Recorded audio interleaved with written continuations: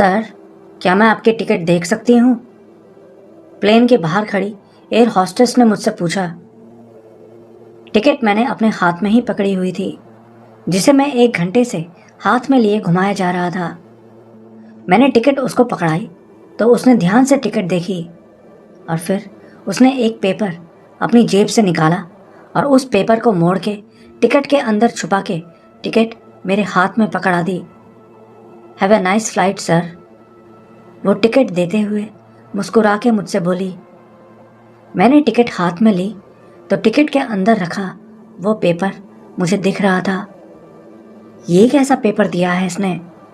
मैं मन ही मन सोच रहा था, कहीं इसने अपना नंबर तो नहीं दिया मुझे। अरे वाह, लगता है आज मैं बहुत स्मार्ट दिख रहा हूँ। मैं मन ही मन बहुत खुश था। मैंने टिकट अपनी जेब में डाल ली और फिर जल्दी से प्लेन के अंदर गया और अपनी सीट पे जाके बैठ गया। फिर अपना लगेज वगैरह रखने के बाद जब मैं सेटल हुआ तो मैंने वो पेपर अपनी जेब से निकाला। सोचा प्लेन टेक ऑफ होने से पहले एक मिस कॉल दे देता हूँ। पेपर खोल के देखा तो उसमें तो नंबर के बजाय कुछ और ही लिखा था। शायद कोई लव लेटर था, हाथ से लिखा हुआ, और उसकी राइटिंग से लग रहा था कि वो बहुत जल्दबाजी में लिखा गया है। लेकिन वो कोई लव लेटर नहीं था। मैंने लेटर पढ़ना शुरू किया। अगर इस फ्लाइट को जिंदा पूरी करना चाहते हो तो इस लेटर में लिखी एक एक बात को ध्यान से अपने दिमाग में बिठा लेना। इस लेटर के बारे में प्लेन में और किसी पैसेंजर से कोई बात मत करना। इस प्लेन में सिर्फ तुम ही इकलौते इंसान हो। इस फ्लाइट को पूरा करने के लिए तुमको कुछ रूल्स फॉलो करने पड़ेंगे। सब रूल्स टाइम के हिसाब से चेंज होते रहेंगे, इसलिए रूल्स पढ़ने के बाद सबसे पहले अपनी घड़ी में टाइम देख लेना। रूल नंबर 1, फ्लाइट शुरू होने के पहले 1 घंटे में तुम्हें किसी से कोई बात नहीं करनी। लोग तुमसे बात करने की कोशिश करेंगे, लेकिन तुमको उनकी तरफ बिल्कुल ध्यान नहीं देना। रूल नंबर 2, फ्लाइट के दूसरे घंटे में तुम दूसरे लोगों से बात करना शुरू कर सकते हो, लेकिन अगर कोई तुम्हें खिड़की की तरफ देखने को कहे तो भूल के भी खिड़की के बाहर मत देखना। रूल नंबर 3, अगर तुमको कैबिन के अंदर से किसी बच्चे के रोने की आवाज़ आती सुनाई दे तो उसी वक्त भाग के बाथरूम में छुप जाना। तुम्हारी सीट के सामने जो स्क्रीन लगी है, अगर फ्लाइट के बीच वो ऑफ हो जाए तो उसी वक्त उसे अपनी नज़रें हटा लेना। बंद स्क्रीन की तरफ भूल के भी मत देखना। रूल नंबर 4, फ्लाइट के तीसरे घंटे में कैप्टन कुछ अनाउंसमेंट करेगा। वो जो भी अनाउंसमेंट करें वो सब तुमको चौथे घंटे में फॉलो करना है। चौथे घंटे में अगर तुम जिंदा बचना चाहते हो तो तुमको लगातार शिकारी से बचते रहना होगा। तीसरे घंटे के बाद वो तुमको ढूंढता हुआ आएगा, लेकिन तुमको हर हाल में उसे बचना होगा। शिकारी कौन है वो तुम उसको देखते ही पहचान जाओगे। आखिरी रूल, फ्लाइट पूरी होने पर कैप्टन प्लेन लैंड करने की अनाउंसमेंट करेगा। अनाउंसमेंट सुनते ही तुमको जल्दी से एग्जिट डोर पे पहुंच के उसको खोलना है और बाहर कूद जाना है। हो सकता है बाहर तुमको सिर्फ अंधेरा दिखाई दे, लेकिन रुकना मत, उसी वक्त प्लेन से कूद जाना। शिट, ये क्या है? मैंने वो लिस्ट 3 बार पढ़ी। क्या ऐसी लिस्ट दूसरे पैसेंजर्स को भी दी गई हैं, या सिर्फ मुझे ही इस प्रैंक के लिए चूज किया गया है? जिसको मैं एक लव लेटर समझ रहा था वो तो एक रूल्स की लिस्ट निकली, जिंदा बचने के रूल्स। एक बार के लिए तो मेरा दिमाग ही चकरा गया। मुझे पक्का यकीन था कि ये कोई प्रैंक है। मेरा मतलब उस प्लेन में इतने सारे लोग थे, उनमें से अकेला मैं ही इंसान कैसे हो सकता था? क्या बकवास बात थी। मैंने जल्दी से अपनी घड़ी में टाइम देखा। सुबह के 7:13। फ्लाइट बस शुरू होने ही वाली थी। इसी बीच 30-35 साल का एक आदमी मेरे बगल वाली सीट पे आके बैठ गया। मैंने तिरछी नज़र से उसको देखा तो उसने अपने हाथ में एक बैग पकड़ा हुआ था, शायद लैपटॉप बैग था। वो आदमी मेरे बगल में आके बैठ गया, लेकिन उसने मेरी तरफ देखा तक नहीं। मतलब बिल्कुल कोई ध्यान ही नहीं दिया, जैसे उसने मुझे देखा ही ना हो। बस सीधा सीट पे बैठ के उसने सीट बेल्ट लगाई और एकटक सामने देखने लगा। मैंने भी जेब से अपना फ़ोन निकाला और गेम खेलने लगा। और फिर करीब 5 मिनट बाद कैप्टन ने अनाउंसमेंट की कि प्लेन टेक ऑफ होने वाला है। और अनाउंसमेंट होते ही प्लेन के इंजन स्टार्ट हो गए। पूरा प्लेन इंजन के वाइब्रेशन से वाइब्रेट होने लगा और कुछ ही देर बाद प्लेन हवा में था। अब मैं ये तो नहीं कहूँगा कि मुझे प्लेन में बैठने से डर लगता है, लेकिन प्लेन में बैठना मुझे थोड़ा अजीब ज़रूर लगता है। मेरा मतलब ज़मीन से इतना ऊपर हवा में उड़ते हुए क्या पता कब क्या हो जाए। मेरे माथे से हल्का हल्का पसीना निकल रहा था। दिल में बार बार उसी लिस्ट का ख्याल आ रहा था। मुझे पूरा यकीन था कि ये एक प्रैंक है, लेकिन पता नहीं क्यों दिल कह रहा था कि मैं किसी बहुत बड़ी मुसीबत में फंसने जा रहा हूँ। और तभी मेरे बगल में बैठे उस आदमी ने मेरे कंधे पे हाथ मारा। उसका हाथ लगते ही मैं तो अपनी सीट से उछल ही पड़ा। उसका हाथ बर्फ जैसा ठंडा था। मेरा मतलब मैंने उस वक्त टी शर्ट और जैकेट पहनी हुई थी, लेकिन उसके अंदर भी मुझे उसका हाथ इतना ठंडा महसूस हुआ कि मैं बता नहीं सकता। ठंडा और भारी, जैसे किसी लाश का हाथ हो। मैंने झट से साइड में उसकी तरफ देखा तो उसका चेहरा बहुत अजीब लग रहा था। मेरा मतलब उसका चेहरा था तो बिल्कुल नॉर्मल, लेकिन ऐसा लग रहा था जैसे वो कोई इंसान नहीं है, जैसे किसी रोबोट के ऊपर इंसान की खाल चढ़ा दी गई हो। उसकी आंखें बड़ी बड़ी थी, नाक नॉर्मल तो थी, लेकिन चेहरे के बीच में नहीं लग रही थी। वो मुझे एकटक अजीब ही तरीके से देखे जा रहा था। और फिर वो बोला, हे, तुम हेडफोन लगाते हो क्या? उसकी आवाज़ बिल्कुल नॉर्मल थी, जैसे किसी नॉर्मल इंसान की आवाज़ होती है, लेकिन मुझे उसकी बात समझ नहीं आई। क्या मतलब मैं हेडफोन लगाता हूँ? क्या उसको मेरा हेडफोन चाहिए था? मैं पलट के उसको जवाब देने ही वाला था कि वो फिर से बोला, अभी के अभी तेरी गर्दन काट दूं तो कितना मज़ा आएगा ना। उसकी ये बात सुन के मेरे मुंह से निकलते शब्द मेरे हलक में ही रुक गए। मैं उसकी तरफ हैरानी से देखता रहा। उसने ये बात इतनी आसानी से मुझसे कही थी, जैसे जैसे पूछ रहा हो, और भाई क्या हालचाल है। अचानक से मुझे वो लिस्ट याद आई जिसमें वो रूल्स लिखे थे। कहीं ऐसा तो नहीं कि वो रूल्स सच हों? कहीं ये कोई प्रैंक ना हो के वाकई में मेरे साथ हो रहा हो? ये समझ आते ही मेरे तो पूरे शरीर में एक डर की लहर दौड़ गई। पहला रूल ही था कि मुझे किसी से कोई बात नहीं करनी। पहले 1 घंटे तक मैं बिना कुछ बोले उस आदमी से मुंह फेर के बैठ गया। वो भी अपने लैपटॉप में काम करने लगा। मैं देखना चाहता था कि ये लैपटॉप में आखिर कर क्या रहा है, तो मैंने चुपके से तिरछी नज़र से उसके लैपटॉप में देखा तो एक बार के लिए तो मेरी सांस ही अटक गई। उसके लैपटॉप की स्क्रीन पे मेरी फ़ोटो लगी थी, बस, और कुछ नहीं। मतलब कि पूरी स्क्रीन पर मेरी फुल फ़ोटो के अलावा और कुछ नहीं था। इससे पहले कि मैं कुछ समझ पाता, मेरी नज़र उस लैपटॉप के कीबोर्ड पर पड़ी। मैंने देखा कि वो कोई नॉर्मल कीबोर्ड नहीं था।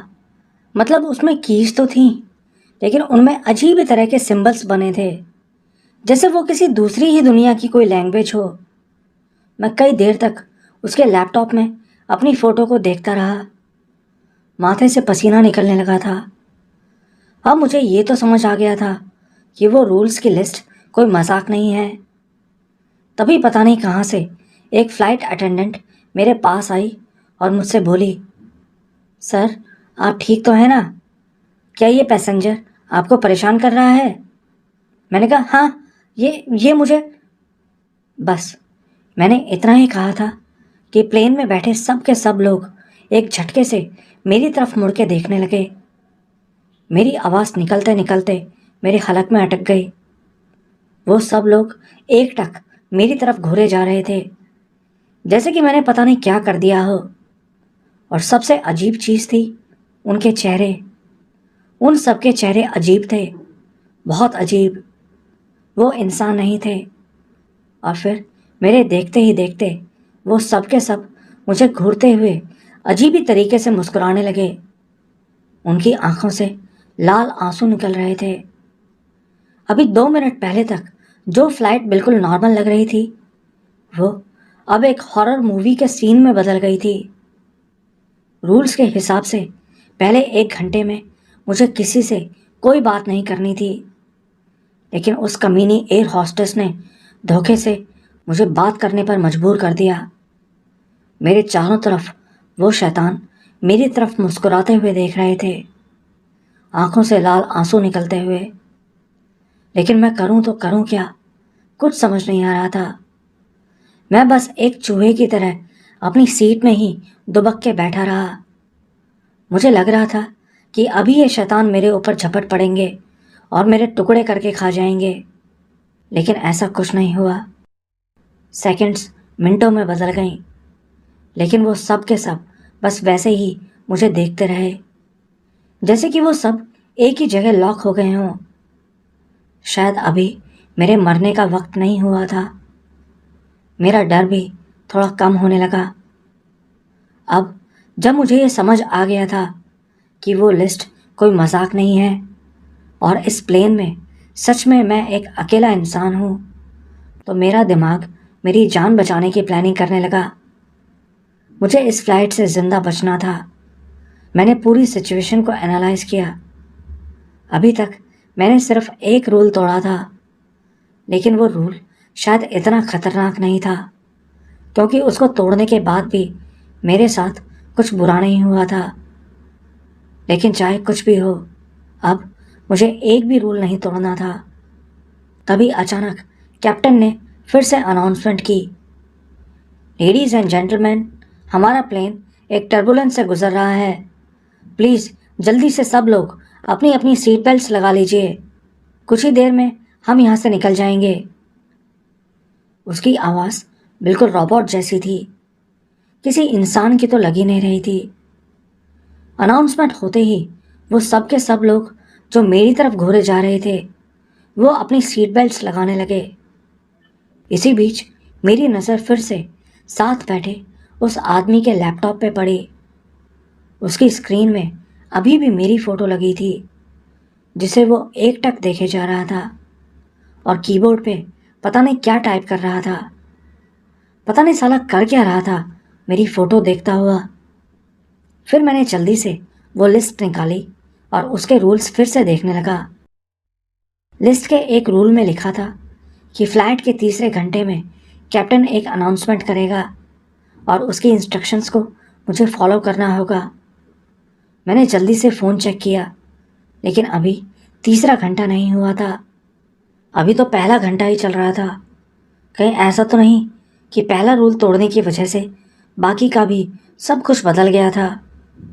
मैं दुआ बना रहा था कि काश ऐसा ना हो, नहीं तो फिर ये रूल्स लिस्ट जिसको फॉलो करके मैं अपनी जान बचा सकता था, इसका कोई मतलब ही नहीं रह जाता। तभी प्लेन एक तेज झटके से हिल गया। कैप्टन ने सही कहा था कि प्लेन एक टर्बुलेंस मतलब कि तूफान से गुजर रहा है। मैंने सोचा खिड़की से बाहर देखता हूँ कि बाहर क्या हो रहा है। मैंने खिड़की से कर्टेन हटाया तो बाहर तो बिल्कुल घुप अंधेरा था, काला अंधेरा। प्लेन की लाइट उस अंधेरे में पड़ के अजीब ही तरीके से ट्विस्ट हो रही थी। मैंने प्लेन में पहले भी ट्रैवल किया था। प्लेन की लाइट अंधेरे में ऐसी नहीं दिखती। ऊपर से उस वक्त तो दिन का समय था, तो ये आसमान में इतना अंधेरा कैसे हो सकता था। शायद हम किसी दूसरी दुनिया में ट्रैवल कर रहे थे। मैं 2 मिनट तक बाहर उस अंधेरे को ही देखता रहा। प्लेन में मेरे अलावा और किसी को कोई फर्क नहीं पड़ रहा था। फिर मैंने किसी तरह अपनी नज़रें उस अंधेरे से हटाई और फिर से पर्दा लगा दिया। मैंने फिर से अपनी घड़ी में टाइम चेक किया तो ये क्या, एक पूरा घंटा बीत चुका था। लेकिन कैसे? मैंने तो मुश्किल से 2-3 मिनट ही बाहर देखा होगा, तो ये 1 घंटा कैसे बीत गया? मैंने जल्दी से वो लिस्ट फिर से देखी कि अभी मुझे कौन सा रूल फॉलो करना है। लिस्ट में लिखा था कि दूसरे घंटे में मैं आसपास के लोगों से बात कर सकता हूँ, लेकिन अगर कोई खिड़की की बात करे तो मुझे बाहर नहीं देखना। रूल्स के हिसाब से मैं अब दूसरे लोगों से बात तो कर सकता था, लेकिन सही बताऊं तो मेरी हिम्मत ही नहीं हो रही थी कि मैं किसी से बात करूं। लिस्ट के बाकी रूल्स, जैसे कि जब बच्चे के रोने की आवाज़ आए तो मुझे भाग के वॉशरूम में जाना है और मॉनिटर ऑफ होने पर मुझे उसकी तरफ नहीं देखना, ये सब तो बहुत आसान रूल्स थे। मैं इनको आसानी से पूरा कर सकता था। एक उम्मीद जगी कि शायद मैं जिंदा यहाँ से बाहर निकल जाऊं। इसी बीच मुझे टॉयलेट लगी तो मैं वॉशरूम की तरफ जाने लगा। मुझे पता था तीसरे और चौथे घंटों में शायद मुझे टाइम ना लग पाए, इसलिए मैं अभी फ्री हो जाना चाहता था। अब मैं वॉशरूम के सामने पहुंचा ही था कि तभी ना जाने कहाँ से एक औरत पागलों की तरह भागती हुई मेरे सामने आई। वो बहुत घबराई हुई लग रही थी। हेलो, क्या तुम भी यहाँ फंस गए हो? उसने मुझे ऊपर से नीचे तक देखते हुए बोला। मैंने कहा, हाँ, क्या तुम्हें भी कोई लिस्ट मिली है, अजीब से रूल्स की लिस्ट?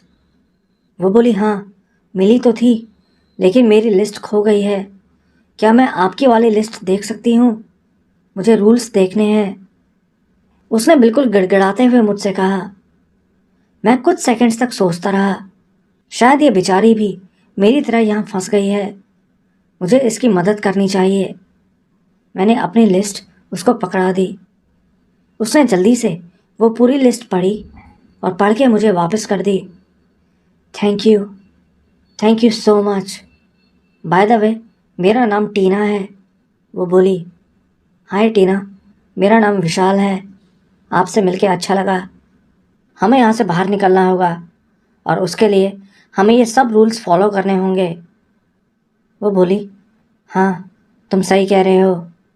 शुक्र है कि यहाँ मैं अकेली इंसान नहीं हूँ। उसने एक लंबी सांस छोड़ते हुए कहा। मैं उससे बात तो कर रहा था, लेकिन मुझे लग रहा था कि शायद ये कोई नाटक तो नहीं कर रही मुझे फंसाने का, जैसे उस एयर हॉस्टेस ने किया था। जो भी था, मुझे बहुत संभल के रहना था। चलो, आधा घंटा और बचा है तीसरा घंटा शुरू होने में, वो बोली। उसने कहा ही था कि आगे कैबिन में से एक बच्चे के रोने की आवाज़ आने लगी। वो आवाज़ आते ही उसने जल्दी से मेरा हाथ पकड़ा और मुझे लेकर बाथरूम के अंदर चली गई। हम कई देर बाथरूम के अंदर ही दुबके रहे। बाहर से बच्चे के रोने की आवाज़ आए जा रही थी। पहले तो वो आवाज़ बच्चे की लग रही थी, लेकिन फिर वो ऐसी हो गई जैसे किसी शैतान की आवाज़ हो। मेरे कान के पर्दे बिल्कुल फटने को थे और तभी वो आवाज़ रुक गई। लेकिन मैंने नोटिस किया कि टीना को उन आवाज़ों से कोई फ़र्क नहीं पड़ा था। शायद वो ऊंचा सुनती होगी। मैंने ज़्यादा ध्यान नहीं दिया। कुछ ही देर बाद फ्लाइट का तीसरा घंटा चालू हो गया। तीसरा घंटा शुरू होते ही कैप्टन ने उसी बेजान आवाज़ में फिर से अनाउंसमेंट की। लेडीज़ एंड जेंटलमैन, जल्दी से प्लेन के आगे वाले हिस्से में आके खड़े हो जाइए। लेकिन ये क्या, अनाउंसमेंट सुन के तो कोई अपनी जगह से हिला तक नहीं। मैंने टीना की तरफ देखा तो उसने मुझे आगे जाने का इशारा किया। मैं मन ही मन सोच रहा था कि चाहे कोई उठे या ना उठे, लेकिन रूल्स के हिसाब से मुझे कैप्टन की बात माननी थी। मैं कोई रिस्क नहीं लेना चाहता था। अगले हिस्से में पहुंचा तो मेरी नज़र सामने कॉकपिट पे पड़ी। टीना मेरे पीछे पीछे ही थी। अंदर कैबिन में पहुंचे तो मैंने दो चीज़ें नोटिस की। पहली ये कि उस कॉकपिट के अंदर कोई पायलट नहीं था। प्लेन अपने आप उड़ रहा था, और दूसरा ये कि वो प्लेन आसमान में नहीं उड़ रहा था। वो तो जैसे आग और लावा के सैलाब में उड़ता हुआ दिख रहा था, जैसे कि मैं कोई सपना देख रहा हूँ। उफनता हुआ लाल लावा, बीच बीच में ज़मीन पे कुछ बिल्डिंग्स भी दिखाई देती, लेकिन वो ज़मीन बिल्कुल वीरान सी लग रही थी, जैसे कि सब कुछ ख़त्म हो चुका हो।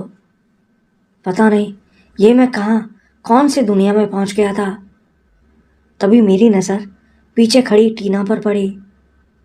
मैंने देखा कि टीना के चेहरे पर स्माइल थी। वो मुझे देखकर हंस रही थी। ओह शिट, मैंने कितनी बड़ी गलती कर दी थी। मैं समझ गया वो नहीं थी जो मैं समझ रहा था। और तभी मुझे अपने दोनों कंधों पे टीना के लंबे नाखून गड़ते हुए महसूस हुए। लेकिन ये सब हो क्यों रहा था? लिस्ट में तो ऐसा कुछ लिखा ही नहीं था। तभी वो मेरे पास आई और धीरे से मेरे कान में बोली, मैं तुम्हारा शिकार करने आई हूँ। ओह शिट, उस लिस्ट में एक रूल था कि मुझे शिकारी से बचना है। शिट शिट शिट, मैं इतनी बड़ी गलती कैसे कर सकता था? टीना ही वो शिकारी थी जिससे मुझे बचना था। लेकिन यहाँ तो मैं खुद उसके साथ कैबिन में आ गया था और किसी दूसरी ही डायमेंशन में पहुँच गया था। मैं अपने आप को छुड़ाने के लिए छटपटाने लगा, लेकिन उसके अंदर तो इतनी ताकत थी कि मैं उसको हिला भी नहीं पा रहा था। और फिर मेरे देखते ही देखते उसके चेहरे और शरीर की स्किन पिघल के नीचे गिरने लगी। नीचे सिर्फ मांस था, लाल मांस, गीला खून से भरा। वो अब अपने असली रूप में आ रही थी। ये सब देख के मेरी तो जान ही निकल गई। लेकिन मैंने नोटिस किया कि जब उसकी स्किन मेल्ट हो रही थी तब उसकी पकड़ थोड़ी ढीली पड़ गई थी। यही मौका था। मैंने उसको एक लात मारी और फटाक से नीचे झुक के उससे दूर हो गया। शायद आपको अंदाज़ा ना हो, लेकिन जब हमारी जान पे बनाती है तो हम ऐसे ऐसे काम कर लेते हैं जो हम सोच भी नहीं सकते। उसकी पकड़ से निकलते ही मैं वहाँ से भागा, अंदर पैसेंजर सीट्स की तरफ। प्लेन के अंदर अंधेरा था। मुझे लगा था कि प्लेन में अभी भी सब पैसेंजर्स बैठे होंगे, लेकिन ऐसा नहीं था। वो सब के सब गायब हो चुके थे। प्लेन में अब सिर्फ हम दो लोग थे। एक वो शिकारी जो मेरा शिकार करने वहाँ आई थी, और दूसरा था मैं, उसका शिकार, जो चूहे की तरह उसे छिपता भाग रहा था। लेकिन मुझे उससे अपनी जान बचानी ही थी। इसके अलावा मेरे पास और कोई ऑप्शन नहीं था। आधे घंटे तक मैं ऐसे ही छिपता दुबकता भागता रहा। आधे घंटे भागते रहने के बाद अब मेरा स्टैमिना जवाब देने लगा था। मैं बुरी तरह थक चुका था कि तभी फिर से कैप्टन की अनाउंसमेंट हुई। उसने कहा कि प्लेन अब लैंड करने वाला है, अपनी सीट बेल्ट्स लगा लीजिए। अनाउंसमेंट होते ही उस शिकारी ने एक आखिरी बार मेरी तरफ देखा और फिर पीछे की तरफ अंधेरे में ना जाने कहाँ गायब हो गया। मैं कंफ्यूज था कि कॉकपिट के अंदर तो कोई पायलट था ही नहीं, तो ये अनाउंसमेंट कौन कर रहा था? मन ही मन मैं खुश भी था कि चलो अब तो प्लेन लैंड होने वाला है। अब तो मैं यहाँ से ज़िंदा निकल ही जाऊँगा। मैं फिर से चलता हुआ प्लेन के आगे की तरफ गया तो देखा कि कॉकपिट का दरवाज़ा खुला था। मन हुआ कि अंदर झांक के देखूं कि अनाउंसमेंट कौन कर रहा है। मैंने अंदर झांक के देखा तो देखा कि इस बार सीट पे एक पायलट बैठा था। दिखने में वो बिल्कुल नॉर्मल तो लग रहा था, लेकिन मुझे पता था कि इस प्लेन में कुछ भी नॉर्मल नहीं है। मैंने उससे कोई बात नहीं की, लेकिन तभी उस पायलट का सिर एक झटके से मेरी तरफ मुड़ गया। सच में उसका सिर 180 डिग्री पीछे की तरफ घूम गया। मैं तो उसी वक्त वहाँ से बाहर निकल गया और फिर मुश्किल से 30 सेकंड बाद ही प्लेन की ब्रेक्स लगती महसूस हुई। प्लेन अब रुकने वाला था, लेकिन मुझे प्लेन रुकने से पहले ही बाहर कूद जाना था। शायद आप में से कोई कहे कि मुझे प्लेन के अंदर ही रहना चाहिए था, लेकिन रूल्स के हिसाब से मुझे उड़ते हुए प्लेन से ही बाहर कूदना था। और वैसे भी क्या भरोसा, अंदर अभी ना जाने और क्या क्या होने वाला था। लेकिन बाहर बाहर तो मुझे पता भी नहीं था कि मैं कौन से डायमेंशन में उड़ रहा हूँ। मेरे एक तरफ कुआं था तो दूसरी तरफ खाई। आखिर में मैंने एक लंबी सांस ली और एक झटके से प्लेन का एग्जिट गेट खोल के बाहर कूद गया। तब तक प्लेन की स्पीड काफ़ी कम हो चुकी थी। मैं कई दूर तक लुढ़कता पड़ता हुआ एक जगह जाके रुक गया। जब मैं रुका तो सबसे पहले मैंने अपने आप को चेक किया कि कहीं मेरी कोई हड्डी तो नहीं टूट गई।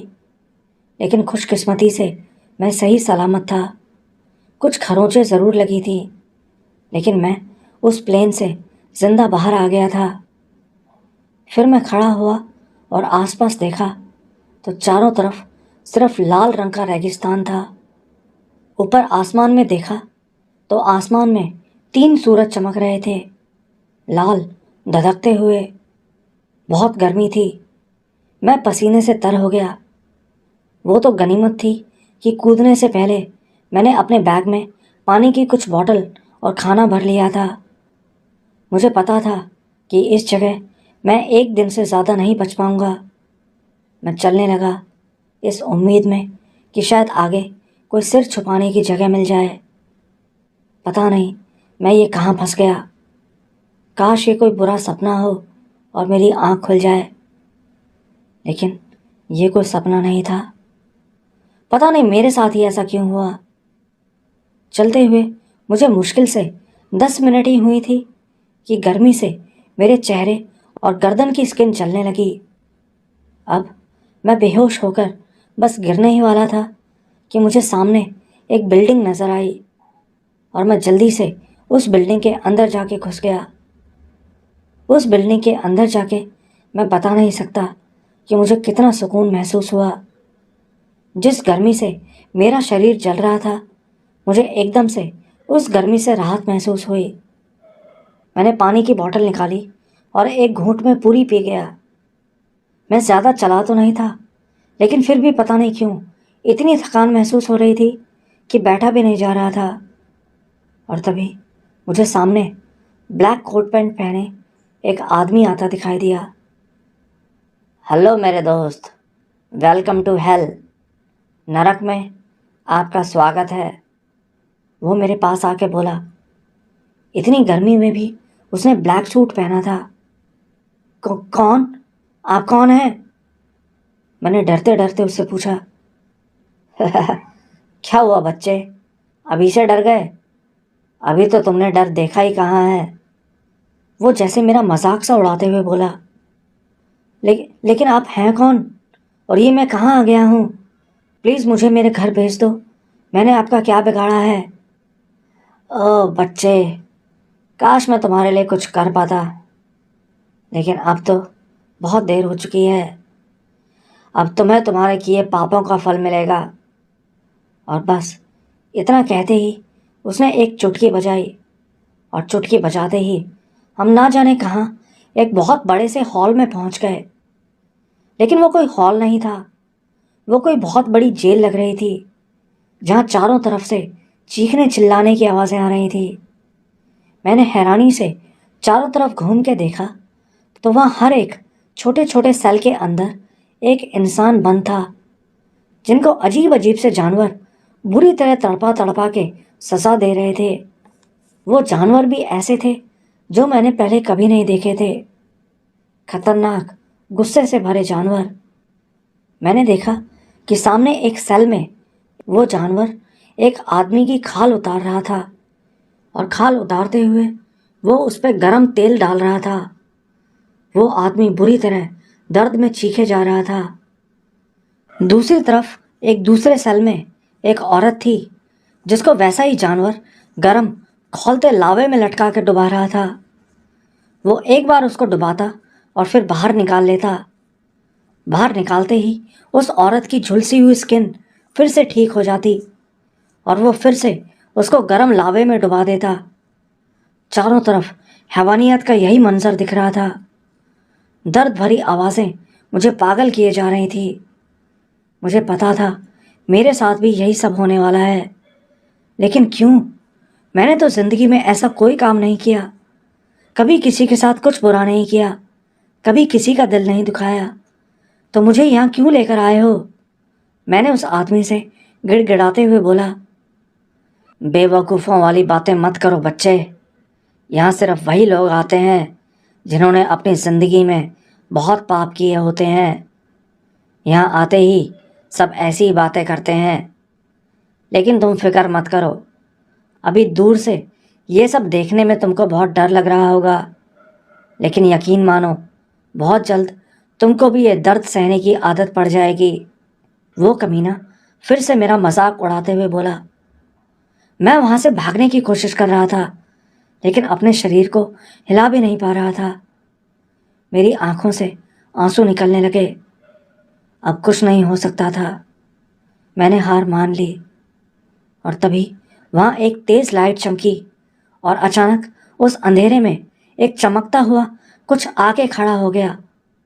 मुझे नहीं पता वो क्या था, क्योंकि उसकी कोई शेप नहीं थी, लेकिन वहाँ आते ही वो उस ब्लैक सूट वाले आदमी से शायद कुछ बात करने लगा। मुझे नहीं पता वो क्या बात कर रहे थे, लेकिन इतना ज़रूर था कि वो मेरे बारे में ही बात कर रहे थे। और फिर 2 मिनट बात करने के बाद वो आदमी मुझसे बोला, हमसे गलती हो गई विशाल। और बस उसके इतना कहते ही उसने फिर से एक चुटकी बजाई, और चुटकी बजाते ही मैं चारों तरफ से एक अजीब से बवंडर में गिर गया। चारों तरफ बस अजीब से कलर्स नज़र आ रहे थे। और फिर जब वो बवंडर शांत हुआ तो मैं वापस उसी प्लेन में अपनी सीट पे बैठा था। मेरे हाथ में वही लिस्ट थी। प्लेन अभी टेक ऑफ नहीं हुआ था। बगल में वही आदमी बैठा था जो पहले बैठा था, जिसका मतलब था मुझे एक और मौका मिल गया था, और इस बार मैं कोई गलती नहीं करने वाला था। बगल में बैठा वो आदमी मुझसे बात करने की कोशिश करता रहा, लेकिन मैंने उससे कोई बात नहीं की। वो एयर हॉस्टेस भी आई धोखे से मुझसे बात करने के लिए, लेकिन मुझे तो सब कुछ पता ही था कि अब क्या होने वाला है। सब कुछ बिल्कुल आसान था। हाँ, उस शिकारी से बचना इस बार भी बहुत मुश्किल था, लेकिन पिछली बार उससे बचते रहने की मुझे अच्छी प्रैक्टिस हो गई थी। वो मुझे इस बार भी नहीं पकड़ पाई। फिर लास्ट में जब लैंडिंग की अनाउंसमेंट हुई तो मैंने बिना एक पल रुके गेट खोला और चलते प्लेन में से कूद गया। बाहर घुप अंधेरा था, लेकिन ऐसा लग रहा था जैसे मैं किसी गाढ़े काले घोल में से निकल रहा हूँ। शायद मैं उस डायमेंशन से निकल के अपनी डायमेंशन में पहुंच रहा था। पता नहीं कितनी देर तक मैं उसी तरह हवा में डूबता रहा, और फिर आखिर में मैं एक जगह ज़मीन से आ टकराया। फिर जब आँख खुली तो मैं हॉस्पिटल के अंदर था। मेरे सिर से लेकर पैरों तक प्लास्टर चढ़ा था। डॉक्टर्स ने बताया कि मेरा एक बहुत बड़ा कार एक्सीडेंट हुआ है। डॉक्टर ने यह भी बताया कि मैं 3 मिनट तक डेड था। यहाँ तक कि मुझे मरा हुआ डिक्लेयर भी कर दिया गया था। लेकिन फिर 3 मिनट बाद अचानक मेरी धड़कन फिर से चलने लगी। किसी को समझ नहीं आ रहा था कि ऐसा कैसे हो सकता है। फिर कई हफ्ते हॉस्पिटल में रहने के बाद और महीनों रिहैब और फिजियोथेरेपी लेने के बाद मैं फिर से चलने के काबिल हुआ। धीरे धीरे जिंदगी जैसे पटरी पे आने लगी। सब कुछ नॉर्मल हो गया था कि एक दिन अचानक वही काले कपड़ों वाला आदमी फिर से मुझसे मिलने आया। वो सैटरडे शाम का टाइम था। मैं पार्क में अपना रूटीन वॉक कर रहा था कि तभी वो मुझे सामने से आता दिखाई दिया। मेरी हालत ऐसी नहीं थी कि मैं वहाँ से भाग सकूं, नहीं तो मैं वहाँ से उसी वक्त भाग जाता। लेकिन मेरे को देखते ही उसने दोनों हाथ ऐसे ऊपर करते हुए मुझे इशारा किया, जैसे वो कह रहा हो कि डरो मत, मैं कुछ नहीं करने वाला।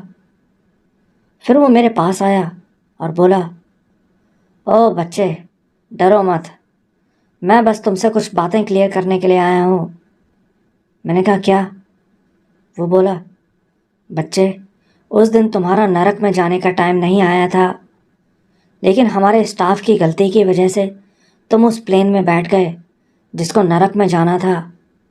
लेकिन लास्ट मोमेंट पे टिकट चेक करने वाली अटेंडेंट को पता चल गया कि तुम इस प्लेन में गलती से आ गए हो, इसलिए उसने तुमको वो रूल्स की लिस्ट भी दी जिससे कि तुम इस प्लेन से बाहर निकल सको। लेकिन बदकिस्मती से तुम वो रूल्स फॉलो नहीं कर पाए। जब मैंने तुमको नरक में घूमते देखा तो मुझे लगा शायद तुम किसी तरह जेल से निकल गए हो, इसलिए मैं तुम्हें फिर से वहाँ ले गया। लेकिन वो हमारी गलती थी, तुम्हें वहाँ आना ही नहीं था। उसकी बात सुन के मैंने एक लंबी राहत की सांस ली। ओह, शुक्र है। लेकिन मैं तो अब अपनी दुनिया में वापस आ चुका हूँ ना, तो अब आपको ये सब मुझे बताने के लिए यहाँ क्यों आना पड़ा? वो ऐसा है कि हमें कुछ लोगों की ज़रूरत है हमारे स्टाफ के लिए, जो हमारा काम संभाल सकें। और तुमको तो ये पता चल ही गया है कि हम कैसे काम करते हैं। तुमने सब कुछ अपनी आंखों से देखा है, तो मेरे ख्याल से इस काम के लिए तुमसे बेहतर और कोई नहीं हो सकता। वो मेरी तरफ देखता हुआ एक अजीब ही तरीके से मुस्कुराते हुए बोला, बहुत जल्द मैं तुमको लेने आऊँगा हमारे साथ काम करने के लिए, लेकिन उसके लिए तुमको कुछ रूल्स फॉलो करने होंगे। वो रूल्स क्या होंगे उसकी लिस्ट तुम्हें बहुत जल्दी दे दी जाएगी।